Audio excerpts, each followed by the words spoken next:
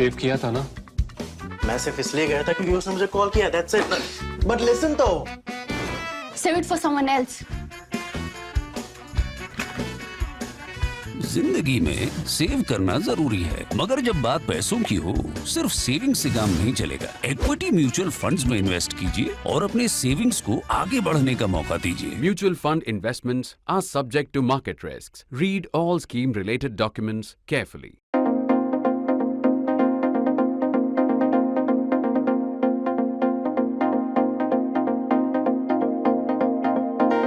Who are India's allies or friends or enemies slash adversaries in the world today? You might say, what kind of a dumb question is that, Shekhar Gupta? But you know what? This isn't such a dumb question as you might imagine immediately. Let me try and make my case. Look at the state of the world. That Pakistan and China are adversaries is simple enough for India. But it becomes tougher when it comes to allies or friends. Then we get into truly cluttered business of friends of adversaries and adversaries of friends. And also where an adversary is the closest friend of a friend who's the sworn enemy of an ally and also at the same time the most critical ally of an enemy. Sounds confusing? I know it's messy. Let me try to declutter it. Think China, Russia, America, China, Pakistan to begin with. There is plenty of evidence in the public domain that Russia cannot last more than a few weeks in its war with the West via Ukraine without China's help. The latest trade data available from the Chinese Customs Department shows that business between the two has boomed in the year when China's economy has slowed down, growth has slowed down. It has not gone negative, growth has slowed down, and overall trade has declined. Much of the growth is contributed now by Russian exports. That is the trade between China and Russia. We also spoke about it in Cut the Clutter last week. There is a popular view, particularly in self-congratulatory India, that it is our purchase of Russian oil that's driving Russia's economy and war effort. The Chinese contribution to the Russian economy is several times greater. No surprises there. China is also an economy that's almost 5 times as big as India's.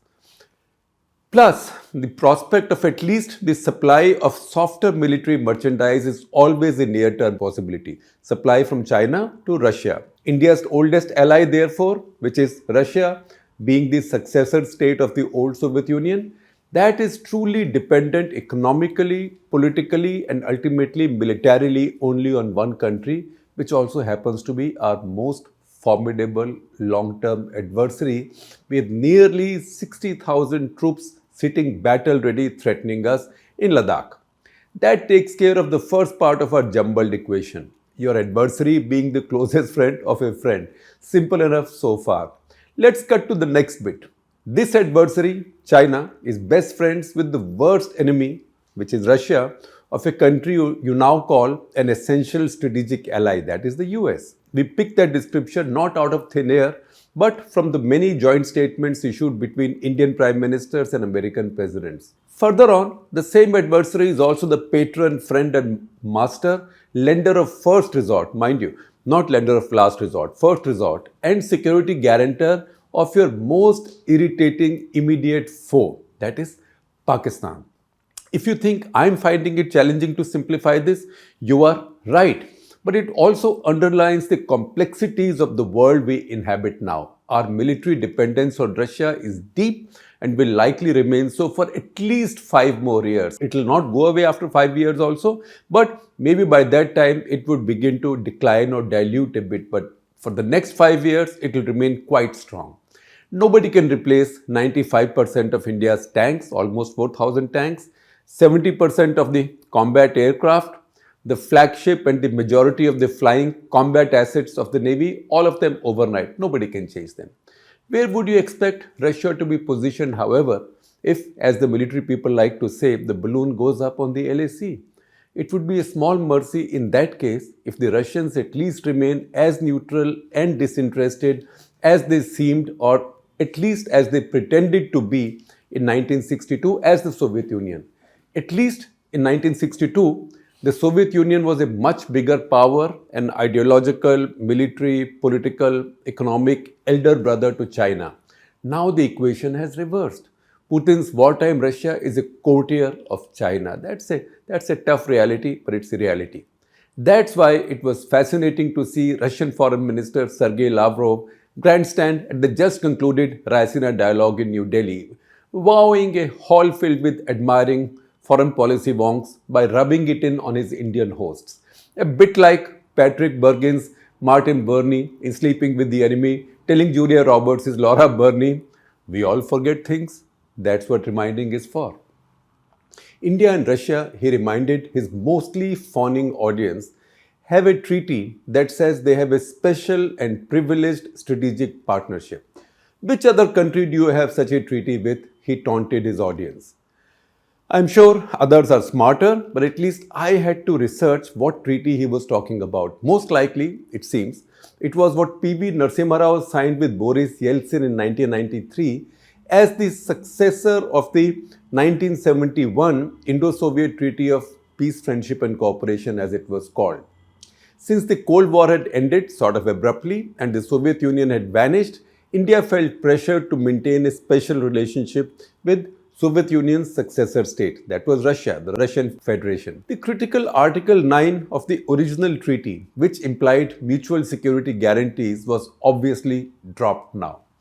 Of course, nobody was going to be rude enough in a New Delhi strategic gathering to remind Lavrov of any of that, or of the many joint statements and agreements with the US, the only world power India has publicly described, formally so, as an essential strategic ally in the past 25 years across the tenure of three prime ministers, Vajpayee, Manmohan Singh, Modi.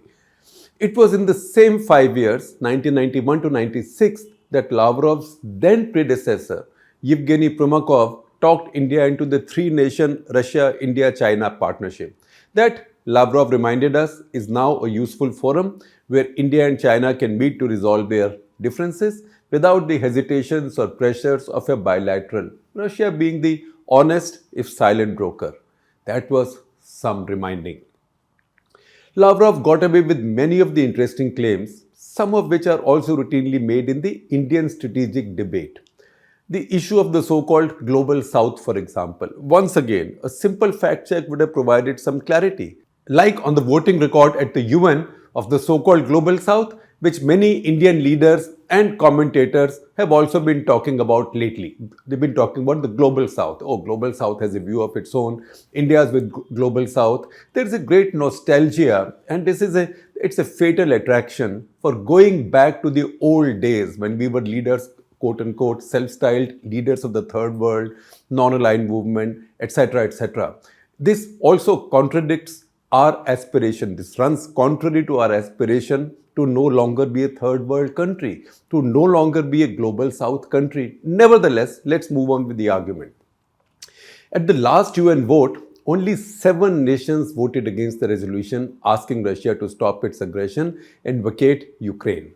These were the usual suspects: Syria, Belarus, Nicaragua, North Korea, Eritrea and Mali. The 7th, no surprises, was Russia itself. 32, including India, abstained, and 141 voting for the resolution. That is a lot of the so-called Global South. You might say, as Lavrov said, these countries are voting like this under pressure from the West, but that also tells you what the global power balance today is. Those are realities that you cannot change. Those are realities China cannot change, Russia cannot change, China plus Russia cannot change.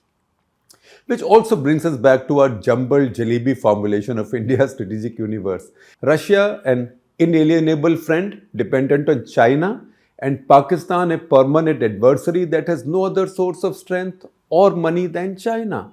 And the US as an essential strategic ally. Whose enemy, whose friend, who are you sleeping with, who are you sailing with? It's all very complicated. Pakistan's desperation is of a different order.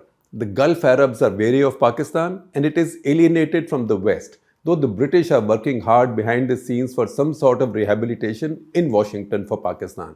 If Pakistan is selling critical tank and rocket ammunition to Ukraine, it isn't a purely autonomous act. Whatever be Pakistan's need for dollars or wheat in barter. This is an application for forgiveness to the US for past crimes or more recent crimes in Afghanistan. vis-a-vis the Taliban. It is this complex strategic world that India is navigating. Behind the talk of the global south, equidistance, strategic autonomy, however, the business of the strategic stuff is going on fine. A NATO team met its Indian counterparts to explore more cooperation in the Indo-Pacific, NATO plus India in the Indo-Pacific, even as conflicted interests reigned at the G20. The latest Quad statement had a paragraph on Ukraine categorically. In fact, as I speak, you will find that para on your screens as well. So the latest Quad statement had this paragraph on Ukraine categorically asking Russia, without naming it, to vacate its aggression with due respect for Ukraine's sovereignty, territorial integrity, and rules-based international order. It also said, and I quote again from it, it also said the threat of use of nuclear weapons is inadmissible. Meanwhile, the US Secretary of Commerce Gina Raimondo arrived in Delhi, and not only to play holy at Defense Minister Rajnath Singh's home. On the agenda is a partnership on semiconductors. This follows the progress made earlier on high-tech areas during National Security Advisor Ajit Doval's visit to Washington. The Modi government now finds itself in its deepest of contradictions, and these are contradictions of its own making. It has led, even sort of encouraged, the building of a public opinion that's Westophobic and pro-Russia, even as the course it has set on strategic policy is exactly the opposite. It is uncharacteristic for Modi, who usually believes in aligning both his policies and public opinion. At some point soon, course correction might be needed on one or the other. In my view, more likely on public opinion. Today's contradictions are unsustainable.